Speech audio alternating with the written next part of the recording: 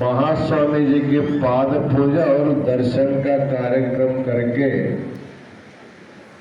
महास्वामी जी को महाराष्ट्र के पंढरपुर जाना है।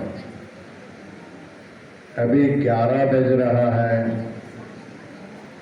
हमको लगता है यहाँ से जाने में 12 होगा कि 1 बज जाएगा, मालूम नहीं। उसके बाद सोना कब, उठना कब, जाना कब, ये चिंता है। इसलिए सभी चिंता मिटाने के लिए एक ही उपाय है। संक्षेप में थोड़ा सा बात हम आशीर्वचन देंगे। मणिकंठ स्वामी जी धर्म के बारे में बताया है। मनुष्य जीवन का आधार स्तंभ ही धर्म है। जिसके जीवन में धर्म नहीं, उसका जीवन जीवन नहीं। यतो हृदय निश्रेयस सिद्धि स धर्म। धर्म की व्याख्या बहुत संक्षेप में करते हैं। जिस आचरण से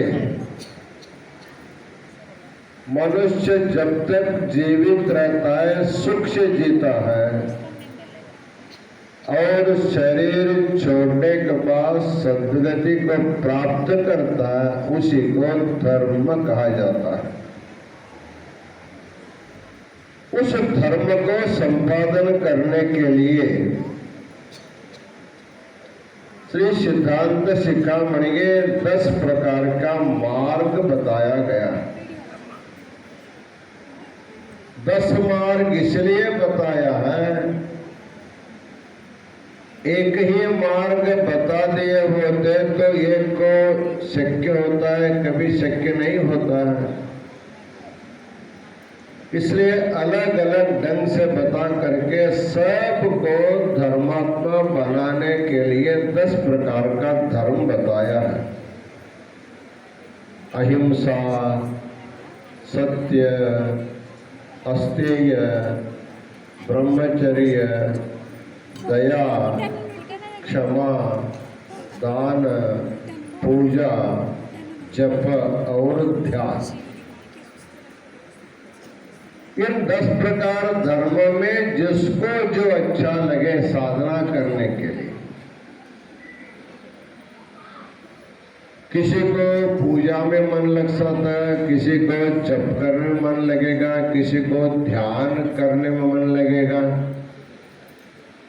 यदि किसी को सत्य बोलना संभव नहीं, पूजा करना संभव नहीं, जप तप करना संभव नहीं, ध्यान करना तो बिल्कुल नहीं, ऐसे लोगों के लिए कॉमन एक धर्म बता, उसका नाम है दानमेकं कलौ युगे। हर एक आदमी के पास कुछ न कुछ धन रहता ही है। धनिक के पास अधिक रहता है, गरीब के पास कम रहता है। अपने पास जो भी धन है उसमें थोड़ा सा दान दे करके हम बहुत बड़ा पुण्य कमा सकते हैं। शंकराचार्य जी संन्यास लेने के बाद भिक्षाटना करके अपना भोजन पाते थे। सन्यासी का ये धर्म होता है, भिक्षा करके, भिक्षा से अपना पेट भरना चाहिए। एक बार एक घर के सामने खड़े होकर के भिक्षा मांगा। घर में एक वृद्ध महिला थी, वयोवृद्ध, जिसको चलने नहीं आता है, आंख ठीक से दिखते नहीं है। ऐसे अंगम गलितम फलितम मुंडम जो बताए, उस प्रकार का जीर्ण शीर्ण शरीर वाली एक वृद्ध महिला थी। शंकराचार्य बाहर खड़े हो करके भिक्षान देहि, ऐसे भिक्षा मांगे। इसके मन में देने की इच्छा है, इतना बड़ा साधु सन्यासी हमारे घर के सामने आए भिक्षा मांगने के लिए। भिक्षुक को साक्षात भगवान का रूप ही माना जाता है, अतिथि देवो भव। उन्होंने देखा अपने घर में कुछ भी नहीं है, एक सूखा हुआ आंवला का फल था, सूखा हुआ। का उन्होंने देखा ये तो अच्छा भी नहीं, सूखा है। का देने के लिए एक ही फल है, वो भी सूखा है, वो भी मीठा भी नहीं, लवण युक्त है। तो जा करके बाहर जा करके शंकराचार्य को बोलते, बाबा मेरे घर में देने के लिए कुछ नहीं है। शंकराचार्य बोलते, कुछ कैसे नहीं, कुछ न कुछ होगा। वो बोलते जो है वो देने लायक नहीं है। एक ही आंवला का फल है, वो भी सूखा हुआ है, वो दे कैसे सकते हैं। उन्होंने कहा तुम्हारे घर में एक ही वस्तुएं तुमको देने की इच्छा है, लेकिन फल सूखा है करके तुम देने के मन नहीं करे, लेकिन उसी को ले आओ, मैं लेने को तैयार हूं। वृद्ध पहला जा करके उसके झोले में एक सूखा हुआ आंवला का फल डाल देते। वैसे तो उनके घर में उसके सिवाय कुछ भी नहीं है,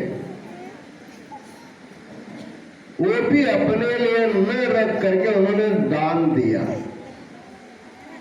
उसके मन के उदारता को देख करके शंकराचार्य के मन में विचार आया, इतने बड़े दान देने का मन है लेकिन धन नहीं है। तब उन्होंने लक्ष्मी से प्रार्थना किया,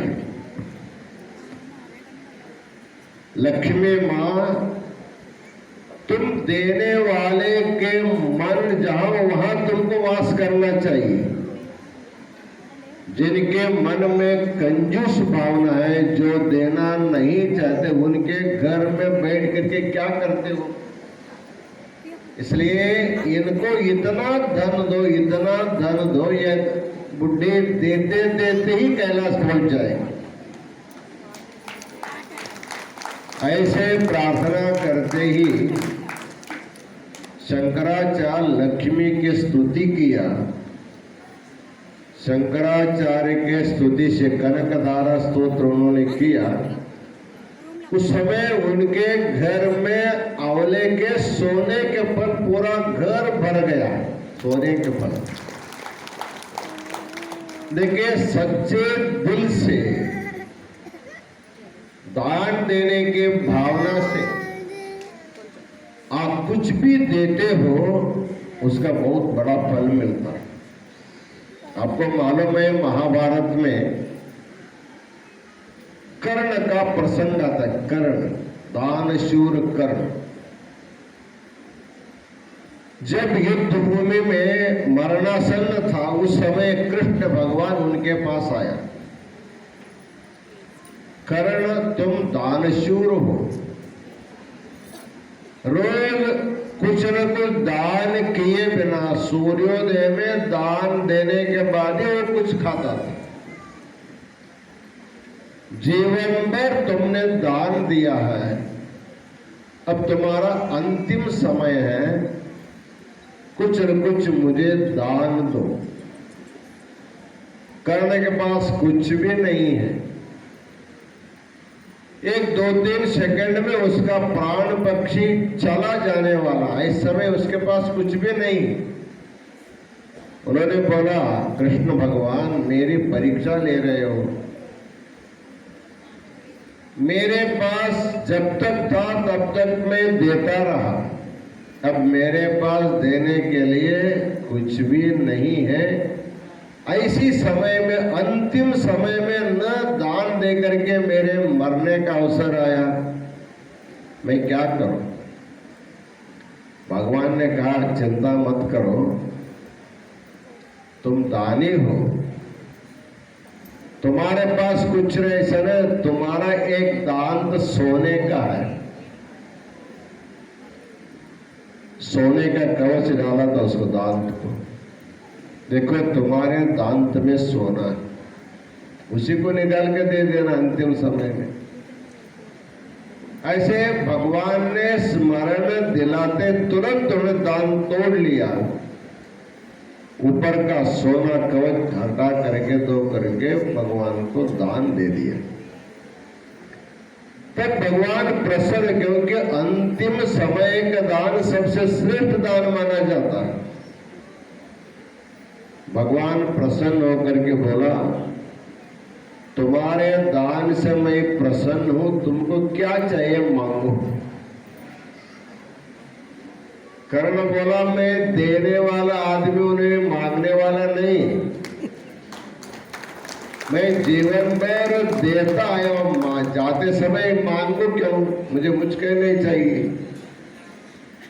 नहीं, जब भगवान कुछ लेता है तो भगवान को भी कुछ देना पड़ता है। यदि भक्त के द्वारा लेकर के भगवान चला जाए, उसको भगवान कैसे कहा जाता है? जो देता है वो भगवान है। इसलिए मेरा भी कर्तव्य है, तुमको कुछ देना चाहिए, तुम मांगो। तब कर्ण ने कहा, ठीक है, जब आप देना ही चाहते हैं, अब मेरा प्राण छूटने के बाद मेरे शरीर का जो अंत्य विधि होगा, उस अंत्य विधि को ऐसे स्थान पर करो जिस स्थान पर अभी तक किसी का अंत्य विधि न हुआ हो। भगवान ने कहा तथास्तु। तब तक कर्ण का शरीर छूट गया, प्राण चले गए। उनके कर्ण के शरीर को, पार्थिव शरीर को अपने हाथ में लेकर के भगवान पूरा भूमंडल घूमा। जहां जहां उसका शरीर रखने जाता था, उस समय भूमि के धरे कृष्ण भगवान, यहां भी बहुत लोगों को जलाया गया, दफनाया गया है।